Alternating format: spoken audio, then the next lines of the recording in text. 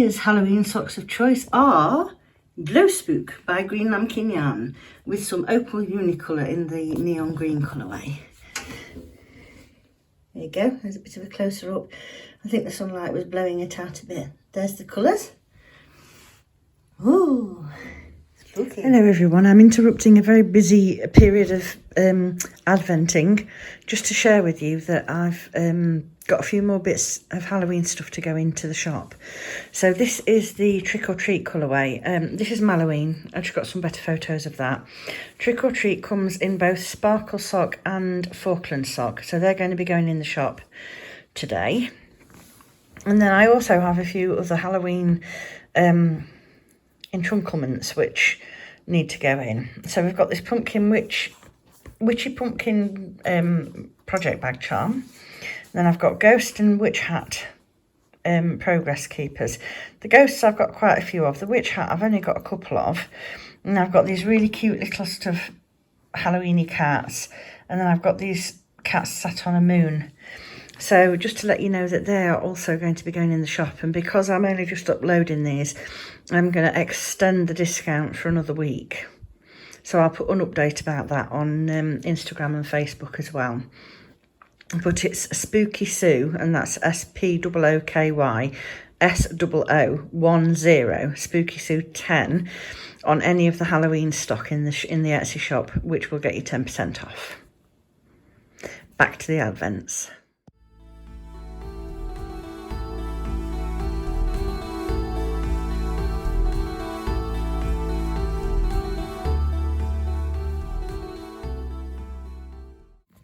For tonight's project, I intend to finish off my second mitt.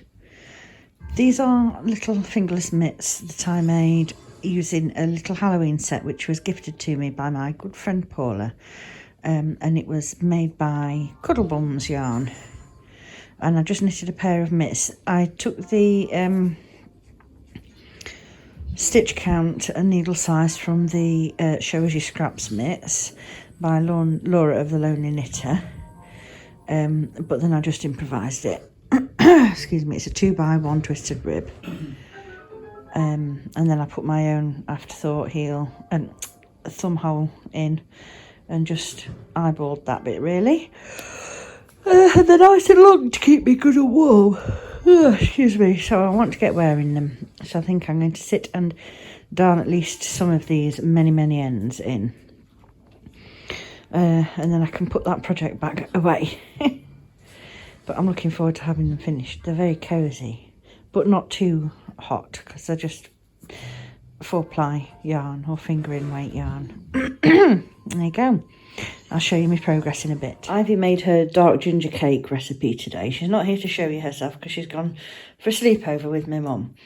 Her and Cosmo have both gone. But when I mentioned that she was going to be making it, when I bought the dark treacle the other day, Cherie asked about the recipe. So I thought I'd show you. Here is the cake all cut up and ready for scoffing, and it is blooming lovely. And I'll find you the recipe. The recipe is from this book, which has been a cookery staple in our family. Mum has had a copy of this for as long as all of us can remember. And now Wendy, Laura and I all have a copy of it as well. Cookery in Colour by Marguerite Patton. I suspect that a lot of you will have seen this any time as well, if you are of a certain age, let's say. But let me find the recipe page and show it to you. I'm trying really hard to record this without the shadow, but it isn't very easy. Let me see if I can. Oh, I'm going to send it off the edge.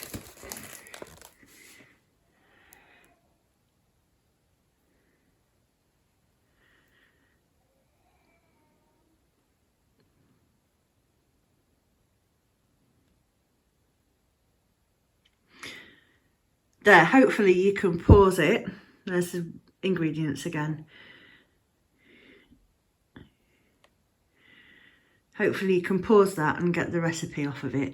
If it's a problem, just drop me a message or a comment and I'll try and type it out for you. Should be able to sort that, no problem. That's a picture of it. Looks delicious. Ivy did a quantity and a half because we're taking some to our D&D session tomorrow.